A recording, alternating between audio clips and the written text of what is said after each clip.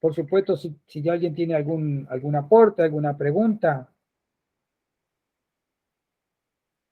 Bueno, quiero decirte que me encantó la clase, estuvo bárbara y bueno, en el caso de que uno ha seguido tus cursos, ha sido un buen, como una buena síntesis para actualizar todo, ¿no? Sí, la Fue idea muy... es más que nada presentar el contexto. No nos tenemos que despegar de eso, ¿viste? De tratar de tener presente ciertos acontecimientos, de ver la diversidad, donde se nos pretende plantear una unidad, ver una diversidad, ver problemas internos del cristianismo y que cada evangelio refleja la idea, con pretensiones de ser la verdad, de cada uno de los grupos. Cada evangelio se plantea como una verdad. Entonces, es una lucha interna que hay en el Nuevo Testamento, todas estas cosas. Claro, cuando a ese testamento lo agarra la iglesia, lo baja a través de hablando de forma más amplia, en una catequesis amplia, difunde o cita párrafos que si uno los pone en paralelo, entran en contradicción. Pero de forma aislada no. Fíjense que la iglesia tiene ciertos párrafos preferidos, ¿no? El evangelio preferido de la iglesia es el de Mateo, ¿no es cierto? Porque es el que plantea, habíamos dicho, que era de corte petrino. Si bien tiene muchos elementos paulinos, es más trata de exaltar a Pedro, y es el único el que funda una iglesia. Por eso, y que tiene la infancia de Jesús y demás. Por eso es que es el favorito de la iglesia. Pero, sin embargo, a veces toma cosas de Juan. El Juan, vamos a ver, es el más complejo y el más raro. Pero, y toma elementos de Lucas, y toma elementos por ejemplo, cuando quiere plantear la legitimidad de la iglesia, primero que está la fundación por parte de Mateo, pero también está esta idea de que la iglesia es una continuidad de la obra de Jesús. ¿Se entiende? ¿Y cuál iglesia? Esta, la auténtica, el resto no. Ahora, Marcelo... A veces hay muchas contradicciones, pero esas contradicciones cuando se toman separadas y se las plantea separadas sin confrontarlas, al creyente le parecen que son coherentes y que forman parte de una realidad, ¿no es cierto? Pero por ejemplo, no puede haber ascendido 2 veces en 2 lugares distintos y de 2 maneras distintas. Claro. ¿Se entiende? Y por ejemplo, yo no sabía, yo crecí escuchando que resucitó al tercer día. Al tercer día resucitó, también en alguna oración lo dice. Sí. Y ahora vos hablás de 24. No. Discúlpame, hay una confusión ahí. Ah. Después de la resurrección, hay un relato que habla de Lucas, que habla de que estuvo 24 horas y después ascendió. No es la resurrección, sí. Es después de la resurrección. Y otro es que después de la resurrección pasaron 40 días y después ascendió. Pero lo raro es que esas contradicciones están en el mismo autor. Eso es lo raro. ¿A qué estaba respondiendo? ¿Por qué vio la necesidad de corregir eso? ¿O no? Pero ahí pasó algo en el medio. Por eso se dice que entre el Evangelio de Lucas y el de los Hechos, si bien forman parte de una misma obra, porque están dedicados a la misma persona, Teófilo y demás, y le dice que va a continuar con todo esta, que es la segunda parte del relato y demás, ¿qué pasó en el medio? ¿Qué pasó políticamente en los grupos? Que tuvo la necesidad de modificar el relato. Claro, bueno, hago rápido la conclusión, ¿no es cierto? Que ya la venimos hablando, que para desarrollarse necesitó del Imperio Romano. Sí. Y bueno, ya desde el vamos, lo que decíamos, estaba buscando la finalidad y todo el armado fue un fin político para llegar al objetivo del desarrollo. O sea, acercarse a un imperio. Si lo comparamos con los años que hemos vivido y lo que estamos viviendo, bueno, quiero... Sí, Ay, lo que pasa que también era la manera, por supuesto, el poder era imponerse uno sobre otro, una versión del cristianismo sobre otra versión del cristianismo, ¿no? Pero el tema del imperio no solamente era por esta idea también de Pablo de difundirse, sino también de poder sobrevivir. claro, Estamos, claro. de sobrevivir y de separarse del judaísmo que los romanos veían tan mal, el judaísmo tradicional, ¿no es cierto?, que le había traído problemas a Roma y que Roma había tenido que ir con guerra y combatirlos. Entonces, permanentemente esta idea de presentarse como que no van a presentar problemas en el marco del imperio. Está.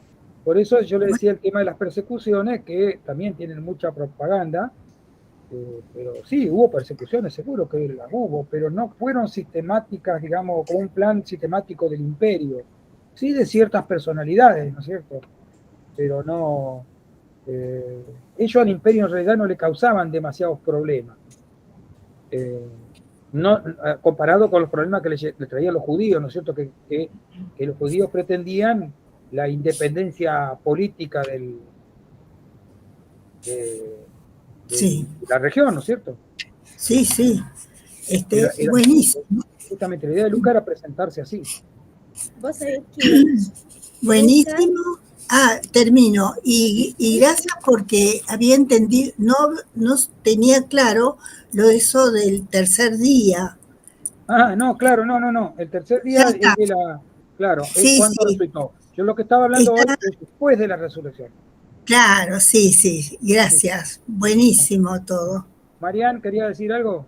sí, que Lucas, buenas noches para todos, que Lucas es el único de los evangelistas que no es judío. Lucas es gentil, es griego, Sí, y no es judío. Y es extraordinario porque es un historiador impresionante en su relato, porque da precisiones exactas que se pueden realmente ir a las fuentes y buscarlas sobre la situación, sobre lugares, sobre nombres de ciudades, sobre épocas en que ocurrieron los hechos. Es un magnífico historiador. De los 4 evangelistas, vamos a ver que Juan no tiene nada que ver con lo que estuvimos viendo hasta ahora, porque el Evangelio de Juan es un evangelio totalmente teológico, en donde quiere transmitir la fe, no le interesa otra cosa. En cambio, Lucas no es judío, fue compañero de Pablo. A veces tiene relatos en que habla en primera persona porque fue testigo ocular, y otras habla en tercera persona, y esas parecen ser las partes que son de la escuela lucana, porque Lucas era médico y muy probablemente, y no sé por qué, porque no lo encontré, por su nombre, podía haber sido esclavo siendo pequeño, haber nacido en la esclavitud, pero los esclavos de aquella época tenían una cierta libertad en los tiempos libres para realizar trabajos. Podría haber su amo, a su dueño, digamos, haberle otorgado el servicio de médico, o sea, de haberle visto algún dote como médico y haberlo hecho estudiar o haberlo preparado, y ha comprado su libertad. Ya cuando está con Pablo, él no es esclavo. Pero no sé por qué, por eso tómenlo con pinzas, el exégeta que yo escuché decía que por su nombre podría haber sido un esclavo. No lo sé, en ese momento no lo preguntamos y bueno, quedó. Tiene, o sea, es muy, muy exacto, muy preciso. No, el problema nuestro el problema nuestro de los cuando queremos ir y estudiar. Primero que esto de los 4 evangelios que circulan, vamos a hablar de los sinópticos, de los primeros 3, circulaban en regiones distintas. Circulaban para comunidades distintas. Entonces, cada cual fue manejando, vamos a hacer así, porque manipular no me parece, manejando un mensaje para la gente que tenía que escucharlo. No es que decían cosas distintas, en realidad el mensaje de Jesús era uno solo, ya lo sabemos, pero usaban lenguajes, signos, que nosotros ahora los podemos resignificar, pero no sabemos cuáles eran en aquella época. O sea, sin querer mezclar ni embarrar la cancha. Para los cristianos el símbolo que nos representa es la cruz, ¿no es cierto? O sea, cuando nosotros vemos un crucifijo, el signo es la cruz. Bueno, para los primeros cristianos el signo era el pez. Entonces, todo, a medida que iba pasando el tiempo, se iban resignificando algunos signos. Y puede ser que Lucas, que no lo conoció, Lucas no conoció a Jesús, por eso no puede hablar de Jesús, porque él no lo conoció, se basara en comentarios que escuchaba. Se dice que él sabe tanto de la vida de Jesús porque estuvo con la Virgen María. O sea, que es como que él convivía, o sea, estaban en la misma ciudad con la Virgen María, que si mal no recuerdo fue en Éfeso, y que él a través de ella conoce detalles del nacimiento de Jesús. Pero bueno, son tradiciones. Si lo vamos a buscar en la Biblia no dice nada, ni en el Nuevo Testamento no dice nada. Si toman a un exégeta o un teólogo protestante van a escuchar una cosa, un católico otra, y el pueblo judío no directamente no dice nada. Y el Islam tampoco dice nada. Pero bueno, eso como para aportar un poco sobre Lucas, ¿no? Fue un extraordinario historiador. De eso no cabe la menor duda, porque incluso descubrimientos arqueológicos del siglo pasado han dicho que donde él cita los lugares, por ejemplo, donde estaba Nazaret, lo han encontrado. O porque hubo hasta momentos en que se puso en duda la existencia de Nazaret. Y sin embargo la encontraron. Encontraron a su vez una sinagoga judía, que después fue judía cristiana, y que después terminó siendo cristiana. Está en ese lugar, se conserva un pedazo del baptisterio, o sea, en el lugar donde se hacían los bautismos, y acá es donde entra a intervenir lo que Marcelo muy bien decía, entre el Evangelio de Lucas y los Hechos de los Apóstoles, pareciera que hay como un corte. Se les terminó la tinta, se les terminó el rollo, vaya uno a saber qué es lo que pasó, que los escribió separados. Debe haber pasado unos años entre un escrito y el otro, no se sabe. Pero ahí ya estoy como vos, ya me olvidé lo que iba a decirte, ¿ves? Pero bueno, tienen una continuidad. Con la venida del Espíritu Santo, que Jesús promete que Él se va, pero que va a enviar el Espíritu Santo, el Paráclito, una palabra griega, que muchos lo traducen como abogado, intercesor, y según el griego antiguo significa el que va caminando a tu lado. Ahí nace la iglesia, o sea, los hechos de los apóstoles es la vida de la primera comunidad, cristiana. Se los llamó en Antioquía, eso es otra cosa. No eran cristianos, hasta ese momento eran los seguidores de Jesús. En la iglesia de Antioquía es la primera vez que los llama cristianos, porque ellos afirmaban que Jesús era el Cristo, el ungido, el elegido. Y sí, empieza, al ser, ya les digo, un extraordinario historiador, empieza Lucas su evangelio redactando el lugar de nacimiento, quién gobernaba, relata el censo, relata que en Nazaret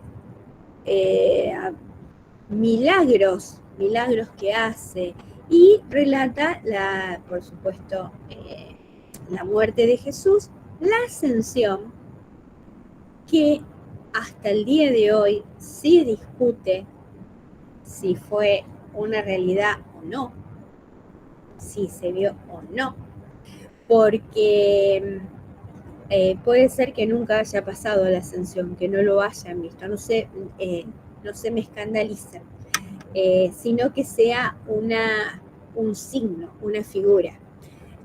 Dios siempre se presentó sobre nubes, o sea, cuando en el Antiguo Testamento decía que Moisés guiaba al pueblo y seguían una columna de fuego durante la noche y una nube donde viajaba Jehová o Yahvé, como es el nombre de Dios, Yahvé. Acá al decir que se eleva al cielo y se pierde entre las nubes, puede llegar a ser también una figura simbólica. Puede llegar a ser una figura simbólica. Como también las apariciones. También al día de hoy los exégetas entran a este tipo de discusiones que antes eran tan cerradas y no se daban, que puede ser que nunca hayan sido apariciones en que se los vio realmente a Jesús. Pero bueno, ya les digo, el mensaje siempre es el mismo. Jesús, Hijo de Dios, una personalidad extraordinaria, hombre y Dios a la vez. Con la llegada del Espíritu Santo empieza la historia de la iglesia y de esa comunidad de Pablo que se extiende por todo el Imperio Romano. Al caer el Imperio Romano, los únicos que tenían un poder de extensión, que tenían, obispos en 7 iglesias distintas, eran los cristianos, son los que empiezan a ocupar los lugares. Y por eso se extendió por todo el mundo. Es muy interesante. Lucas creo es el único evangelista que tiene la parábola del hijo pródigo, que a través de los tiempos empezó siendo el hijo pródigo y terminó siendo del padre misericordioso, de esos 2 hijos que el menor le pide la herencia a su padre y se va. Por eso se lo conoce como al evangelista de la misericordia, de la ternura, porque siempre le va buscando el lado tierno de Jesús. No confronta, no lo enfrenta. No, en cambio, escribía para los griegos sabían exactamente lo que quería decir, porque ya venían de estudiar o de conocer los clásicos. No tenía que explicar nada. En cambio, Mateo, si escribió y lo escucharon los judíos, no tenía que explicar nada. Marcos escribió para los griegos, tenía que explicar las costumbres de los judíos porque no lo conocían. Entonces, eso era lo único que quería agregar de la figura de Lucas, nada más. Y que bueno, capaz que no le entró todo en el mismo pergamino, y es verdad. A ver, hay una cosa que también se perdió por esto de las traducciones. Lucas usa mucho terminología médica, que no lo vamos a encontrar en nuestros evangelios de castellano, sino en los griegos. Y un ejemplo es el de cuando, a ver, esperen que no les quiero decir una cosa por la otra, el desenvolver las vendas, cuando dice un médico o un enfermero en este caso, ahora cuando hace que desenvuelven las vendas, bueno, Lucas usa también la misma terminología para cuando dice que Jesús desenrolló el rollo de Isaías para poder leerlo en la sinagoga. O sea, son todos detalles que a nosotros se nos escapan, porque realmente tendríamos que leerlos en el idioma que fueron escritos, que es el griego, y bueno, primero que griego no sabemos, segundo que el griego en que se escribió era el griego común, o sea, no era un griego del estilo de los grandes escritores, pero sí Lucas tenía una forma muy refinada de escribir, eso lo dice, tenía una forma muy refinada de escribir, en contraposición con los otros tres, o sea, o con los otros dos, digamos, con los que escribieron Mateo, con los que escribió Marcos. Ya Juan es otra cosa, Juan escribe teología pura. Bueno, nada más eso. Espero no haberles dejado más dudas. Uno siempre tiene que pensar, meterse en el contexto de lo que dice el texto y saber hacia quién iban dirigidas las palabras. Por ejemplo, que no lo sé, nosotros en Rosario, ¿qué podemos, si tenemos que nosotros mostrarnos, si tenemos que hablar? Primero se nos conoce porque nos tragamos todas las S, igual que los galileos. Nos tragábamos todas las S, o sea, siempre nos cargan porque el rosarino habla con la S hacia adentro. O somos de Newell o somos de Central. El que vemos un clásico de Newell y Central, el que es de Newell lo va a ver de una manera y el que es de Central lo va a ver de otra. Y ni hablar que el que es de Boca, y ni hablar el que es de River, y ni hablar del que no sabe nada como yo y opina. Con los evangelios pasa exactamente lo mismo.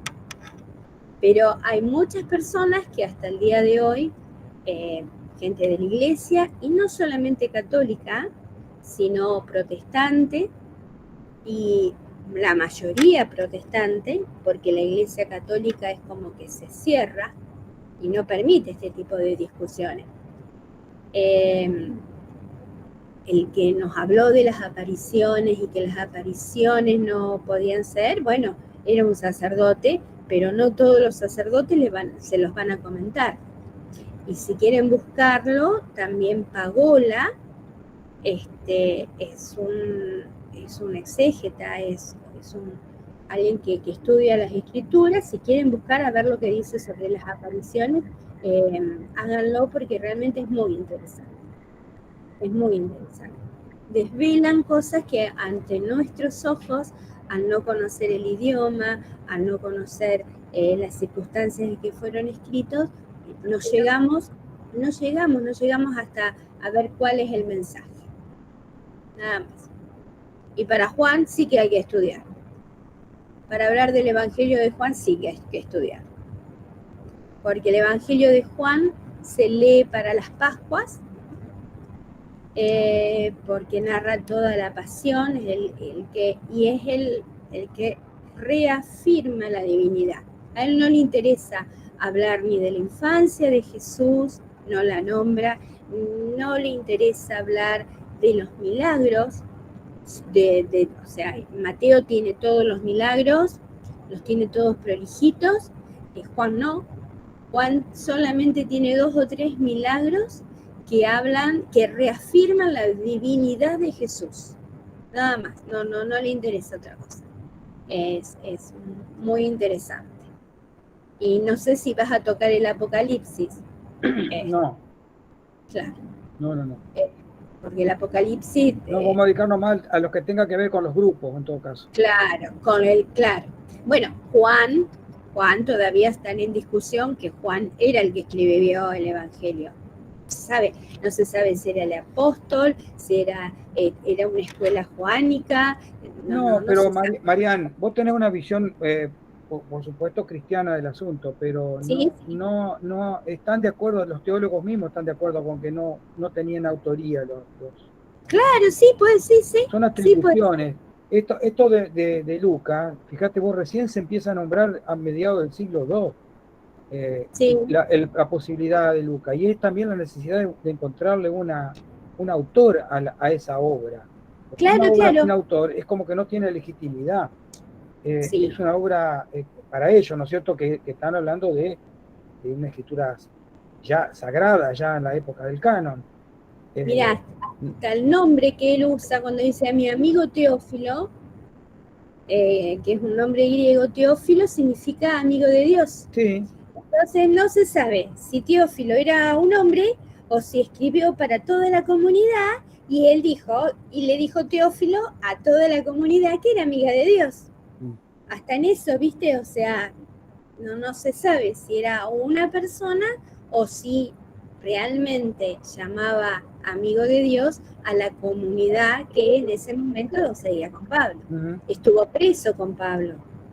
Él fue lo que lo acompañó. Pablo, bueno, eso es lo que no hay registro de eso. Porque si él hubiera conocido tanto a Pablo, no podía haber desconocido las cartas y no podía haber desconocido lo que Pablo escribió en las cartas que se supone que son legítimas. Claro, porque eso también, no todas las cartas son de Pablo. ¿Cómo? ¿Viste? Que no todas las cartas fueron de Pablo. Claro, pero Pablo, en las que se supone que son legítimas, que ya te digo, los teólogos también están de acuerdo en esto. Sí. Porque por supuesto que yo estoy del lado más de la historia que de la teología, por supuesto. Pero claro. Los teólogos mismos reconocen que la carta a los Gálatas, que es auténtica de Pablo, no solamente no aparece, sino que no aparece ese espíritu en Lucas. Entonces claro, no pudo haber estado al lado de Pablo y desconocer este tipo de cosas y plantear un Pablo que no parece, digamos, que las cartas que supone que son auténticas, por consenso, digamos, sí, no lo muestran así. Entonces esto de gran historiador es muy relativo. La historia de él no es una historia auténtica, es una historia teológica.